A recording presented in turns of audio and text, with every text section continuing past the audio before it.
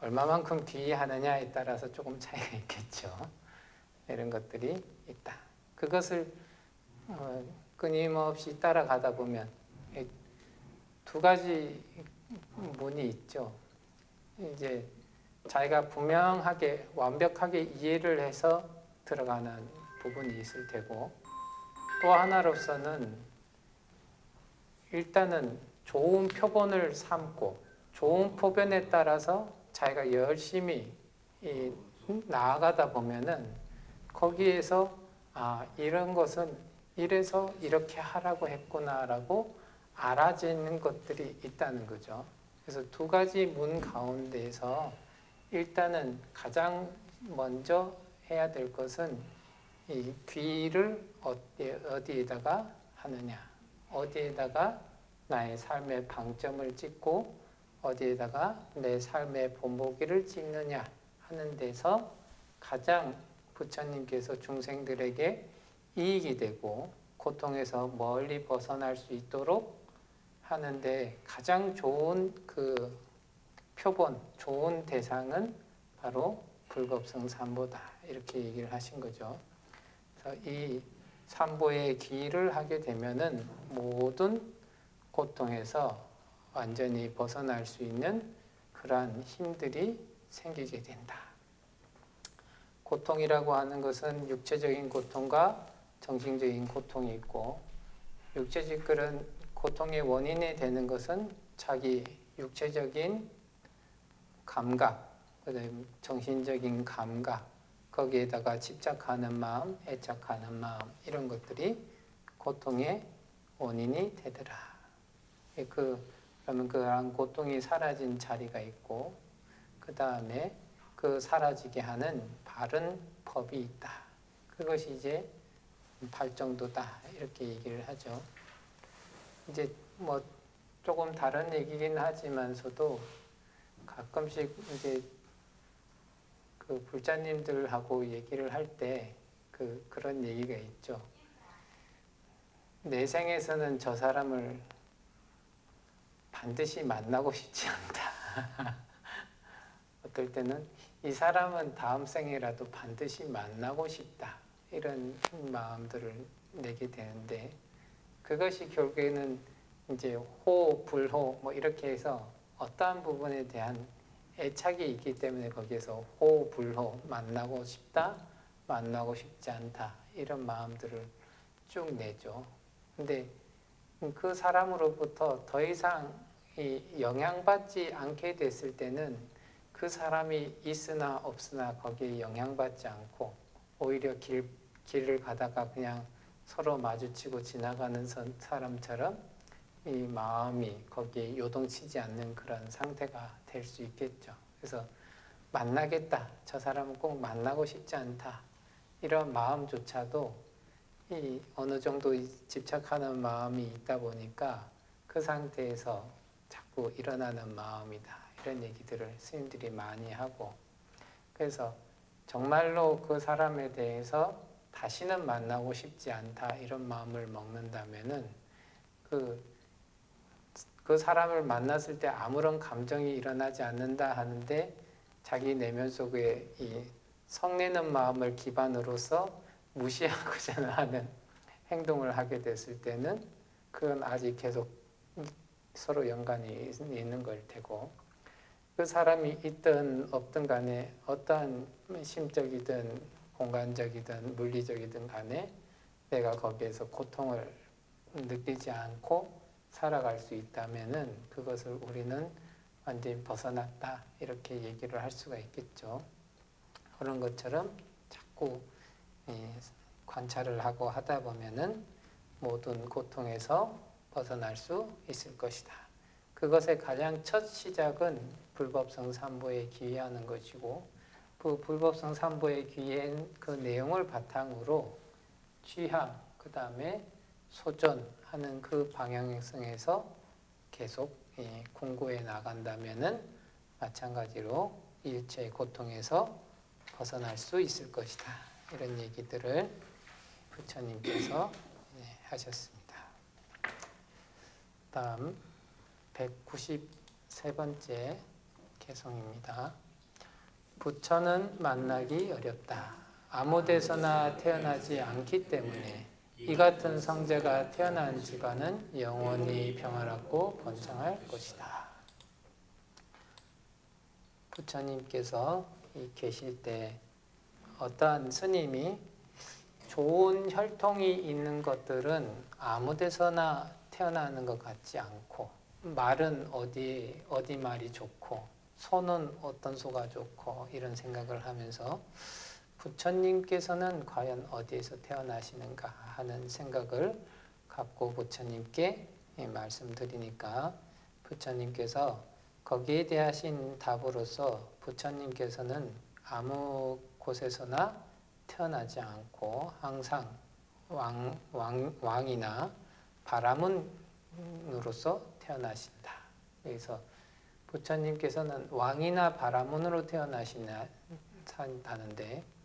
그러면은 언제는 왕으로 태어나고 언제는 바람으로 태어나는가 했을 때, 그 세상에서 그 사람들이 가장 아주 존귀하고 훌륭하다고 생각하는 그 신분으로서 부처님께서 세상에 태어나시게 된다. 그래서 어떨 때는 사람들이 왕족을 매우 아주 존중하고 있으면은 왕족으로 태어나고, 바라문을 아주 우상하고 있으면 바라문의 종족으로 태어나서 불도를 이뤄서 중생들을 제도한다. 이렇게 얘기를 하죠. 그래서 그러한 얘기를 하면서 이런 개성을 외우셨다. 부처님을 만나고 얻기라는 것은 매우 어렵다. 그리고 부처님께서는 아무 데서나 태어나지 않는다.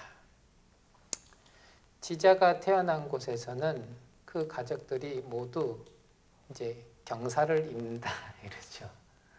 그래서 이제 부처님께서 이제 태어나실 때 보면은 그 경전에서도 그런 얘기가 나오지만, 부처님으로부터 7대 조상까지가 다 선업을 닦았었고, 특히나 부모가 되는 정반왕과 마야 부인 같은 경우는 평상시에 10선업을 닦는 사람들이었다. 그래서 그런 사람들 밑에는 부처님께서 태어날 만하다 하는 그 마음에서 카필라국에 태어나시게 되었다. 그 카필라국에서 부처님께서 탄생하시니까 부처님께서 불가를 이루신 다음부터는 석가죽의 수많은 사람들이 부처님 불법으로 출가를 해가지고 갖가지 과위를 얻고, 그로 인해서 이 고통에서 벗어나는 그러한 모습들을 부처님께서 보여주시죠. 그래서 가끔씩 그 스님들이 법문할 때 가끔씩 그런 얘기를 하게 되는데, 한 집안에 이제 스님이 태어나면 뭐 몇 대 조상까지 좋은 대로 난다 이런 얘기를 하는데, 그것 또한 이제 좋은 스님이 태어나게 되면 그런 식으로 인연이 맺어지지 않을까 이런 생각들을 이렇게 하면서, 다른 것보다 지혜로운 사람이 태어나는 것, 스님만 해도 그런데 부처님이라고 하는 분이 태어난 집안은 얼마나 더 좋겠는가, 그런 생각들을 해보면서 이런 개성을 얘기하셨습니다. 그 다음에 194번째 개성입니다. 깨달은 이의 출현은 즐겁고 바른 설법을 듣기도 즐겁다. 승단의 화합도 즐겁고 화합한 사람들의 수행도 즐겁다. 부처님께서 이렇게 계실 때 제자들이 모여서 자기들끼리 얘기를 합니다. 이 세상에서 무엇이 가장 즐겁겠는가 했을 때, 사랑도 즐겁고 어떠한 지배력을 행사하는 것도 즐겁고, 그 다음에 맛있는 음식을 먹는 것도 즐겁고, 노래 부르는 것도 즐겁고, 뭐 이런 얘기들을 하면서 이 세상에서 뭐가 가장 재밌고 즐거운 것이냐라는 얘기를 했을 때, 부처님께서 그 제자들에게 얘기를 합니다. 너희들이 지금 즐겁다라고 하는 것들은 모두 짧은 쾌락과 긴 고통을 불러오는 일들이다. 그것은 윤회의 고통만을 불러일으킬 뿐이다. 이 세상에서 가장 즐겁다 하는 것은 바로 이런 것이다 하면서 개성으로 얘기를 하신 거죠. 그래서 모든 부처님께서 이 세간에 출연하셨다 하는 것이 즐거움이다. 왜냐하면 부처님께서는 이 세간에 출연하시게 되면은 수없이 많은 중생들을 이 해탈 열반에 들게끔 하시기 때문에, 그리고 수없이 많은 이들이 그에 따라서 또한 해탈을 해 나갈 수 있기 때문에 즐겁다. 그리고 바른 법을 연설하는 즐거움이 있다. 우리가 본인이 얘기를 할 때는 삿된 법을 얘기해도 자기는 즐거운데 주위 사람들은 즐겁지 않고, 바른 법을 얘기했을 때 자기 스스로 뭔가 껄끄러운 것이 있으면은 거기에서 괴로움을 받을 수는 있지만 두루두루 수없이 많은 사람들한테는 이득이 될 것들이 많이 있겠죠. 그래서 특히나 이런 부처님의 바른 법이라고 하는 것은 대체적으로 중생들의 고통과 번뇌들을 잠재울 수 있는 법들이기 때문에 그러한 법을 듣고 그러한 법을 연설하고 그러한 법을 듣는다고 하는 것은 자기의 마음속에서의 번뇌들을 잠재우고 고통을 없애고 하는데 좋은 걸음이 되기 때문에 이 부처님의 정법을 연설하는 것도 즐거움이 된다 하는 거고요. 승가가 화합하는 것도 즐거움이다. 이 현전 승가가 현재 이제 세상에 있는 승가가 화합된 모습을 보이고 그 화합된 모습으로서 살아간다. 일단 승가가 화합한다 하는 것은 계율을 기본으로 해서 청정성을 획득하고 그로 인해서 스님들이 한자리에 잘 모여서 살아가는 것을 보통 승가화합이다 이렇게 얘기를 합니다. 그 승가화합이 된다면은 무엇이 되냐면은 아직 해탈을 얻진 못했다 하더라도 이 세상에서 가장 청정한 집단을 이루어 가지고 사람들의 귀처가 되고, 또한 그 청정성을 유지함으로 인해서 지금은 범부일지 모르나 언제 어느 때라도 성인이 날 수 있는 그런 조건을 갖추고 있기 때문에 승가가 화합하다 하면은 참 즐거운 일이다 이런 얘기를 하고요. 또한 스님들이 화합해서 수행을 하는 것도 즐겁다. 화합한 상태에서 수행을 닦는다 하면은 이 화합하지 않았을 때 생겨나는 이 마음이나 몸으로나 생기는 고통들이 상당히 많이 있게 된다. 근데 그러한 부분에서 벗어나서 화합해서 같이 이렇게 하게 되면은 그 수행하는 것이 아주 힘들지 않고 즐겁게 된다.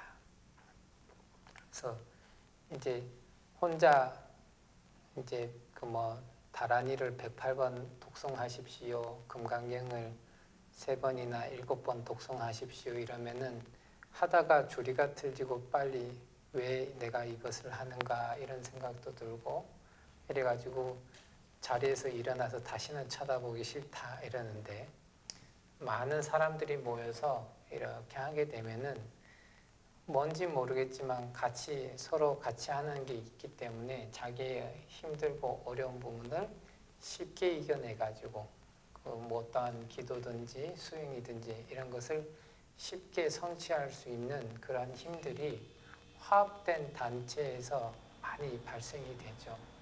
그래서 조금 다르긴 하겠지만 옛날에 월드컵을 해가지고 전 국민이 월드컵 팀을 응원하고 이럴 때 단체의 힘이 있으니까 밤새 막 응원을 해도 사람들이 지치지 않는데, 다른 일로 밤새라 하면 사람들이 힘들어서 죽으려고 많이 할 거예요.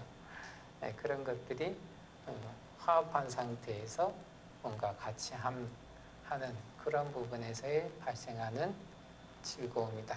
그런 것들은 여기서 부처님께서 개성으로 보셨던 즐거움들은 모두 다 해탈을 향해서 우리가 나아갈 수 있는 그런 부분에 기틀이 되기 때문에 이러한 것들이 아주 즐거움이고, 이러한 것들은 이 괴로움을 발생하지 않는다, 그리고 해탈을 얻게 한다 하는 그 부분에서 이것이 즐겁다라고 얘기를 하셨습니다. 다음 195번째 개송하고 196번째 개송을 읽겠습니다. 사람들이 공양할 만한 분, 이미 허망한 논쟁에서 벗어나 근심을 초월한 부처, 부처의 제자를 공양하는 일, 아무것도 두려워하지 않고 마음의 평화를 누리는 사람들에게 공양하는 그 공덕은 누구도 헤아릴 수 없으리.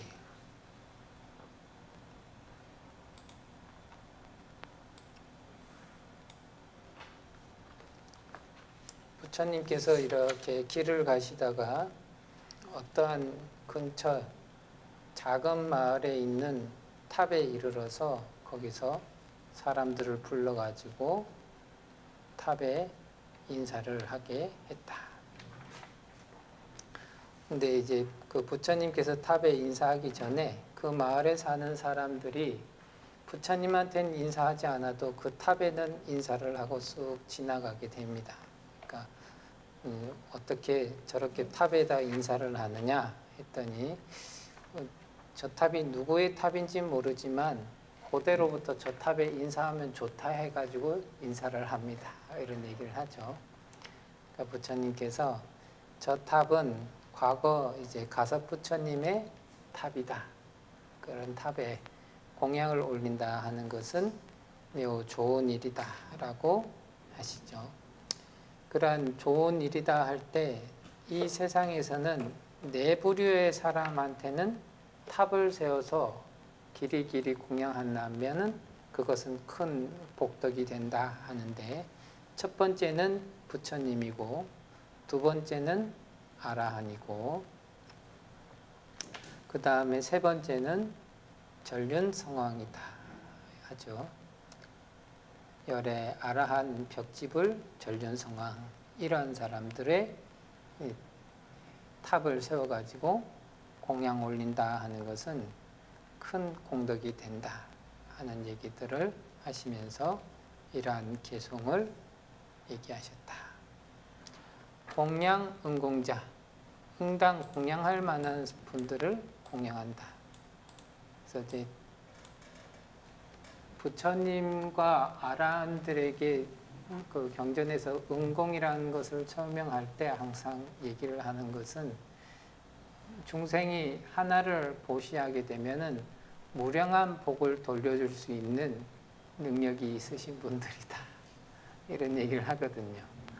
이제 수행이 덜 되면 덜 될수록 보시를 해도 돌려줄 수 있는 힘이 적어가지고 이게 어렵다. 이런 얘기를 하기도 하고, 또 옛날 어른 스님들께서는 그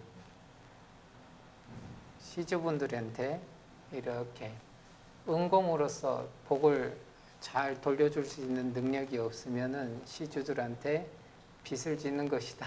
그래서 뭐 보시나 이런 거를 웬만하면 받지 말고 아니면 적게 받는 쪽으로 마음을 쓰자 이러면서 얘기하셨던 이제 어른 스님들도 계셨는데, 어찌됐든 그렇게 중생들에게 무량한 복을 돌려줄 수 있는 분들을 응공이라고 하고, 이러한 응공에 대해서는 공양하는 것이 아주 좋은 일이다.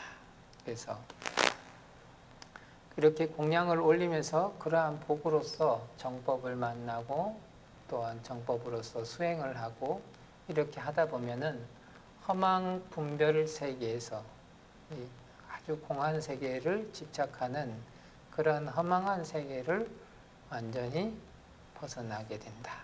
그리고 그 허망 분별한 세계를 벗어나게 되면은 그로 인해서 자신의 근심 걱정을 완전히 초월한 상태에서 아주 즐거움을 느낄 수 있게 된다 하는 거죠.